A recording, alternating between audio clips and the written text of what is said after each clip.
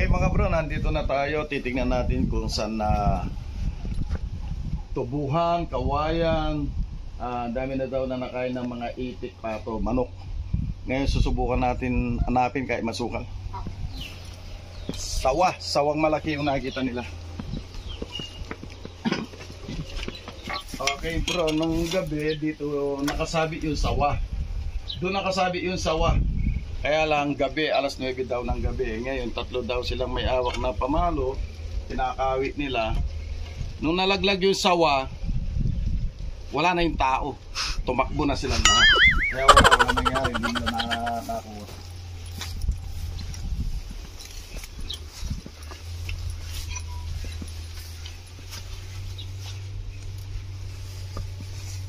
Naulan dito eh. Hindi nagwawala yung aso mo pag Hindi naman dito po. yung sawa? Hindi po. Pero madalas, yung bakas niya papunta rito. Ayan, dyan po. Palabas dyan, no? Dito rin siya lumabas ng unang gabi eh. Okay, gagawin natin yan. Yung sinasabi mong bakante doon, karamihan baka dyan lang pupunta yan. Kung wala yan dyan, nandyan lang sa loob ng tubo o nasa damuhan lang. Nung uli niyang kain ng manok saan? Doon po sa loob. Sa loob. Pero dito sa poultry wala namang butas-butas. Wala naman po. Walang butas na pagtataguan. Nga masilip na. Tignan nga kung natin. Pero yung huli, hindi po niya kinain. Parang na... Yung pinakita mong bakasan ng bakas noon, dito rin. Yan ang bakas niya. Tapos lumabas po siya dyan eh. Dyan. Yan ang kanyang bakas papunta ron. Palabas, no? Palabas dito. Opo. Dyan sa may neck siguro lumabas eh. Dito po, hindi po siya kasi dyan eh.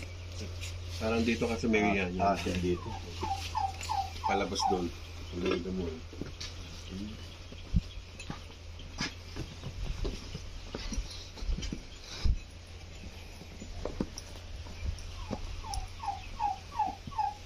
Kaya ang flooring mong ito sa labas, wala pa kaya butas yan. Wala pa naman butas. Wala po po.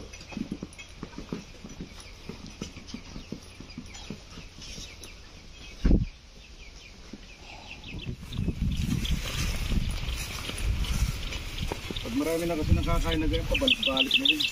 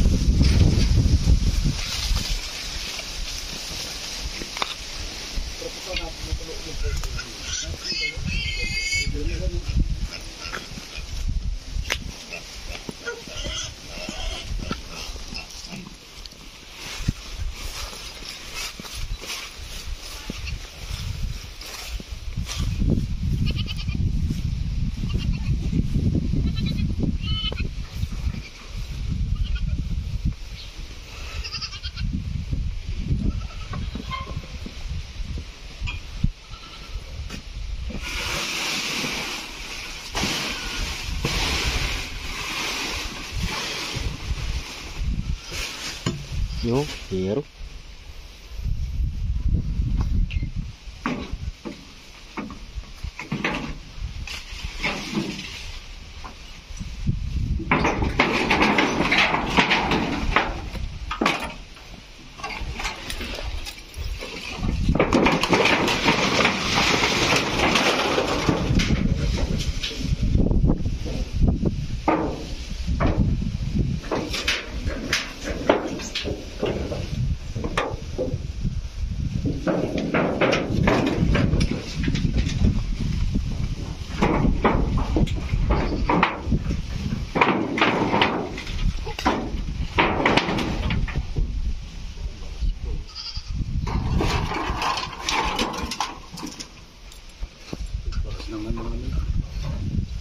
Konting bakas ng cobra.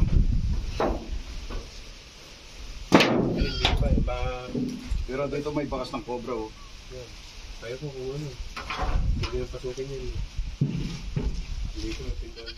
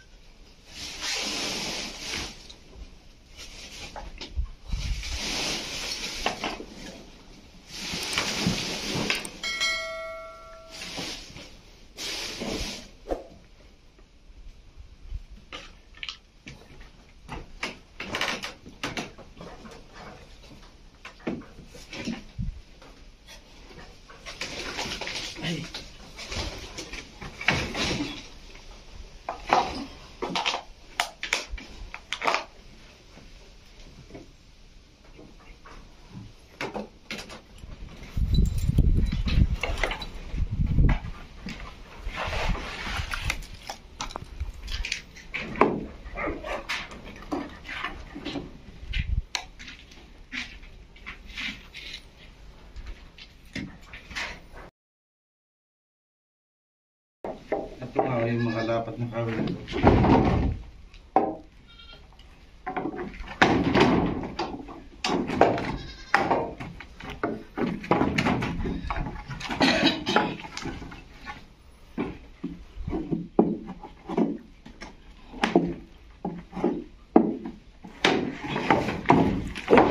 Oh no!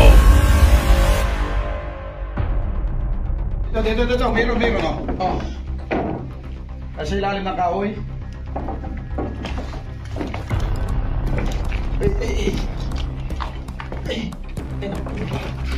Wala.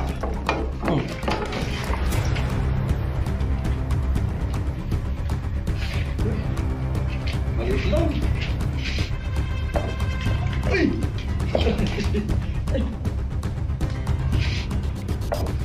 Ay!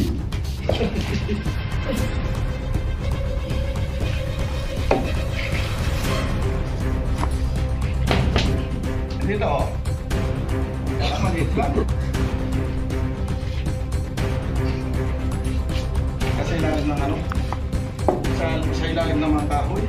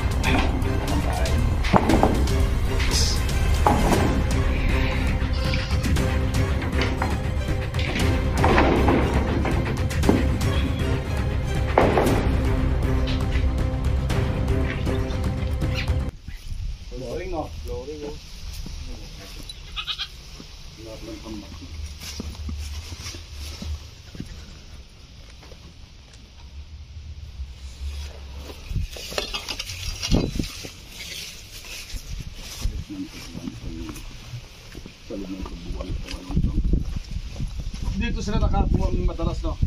Opo. Ito siguro binasag nila dito.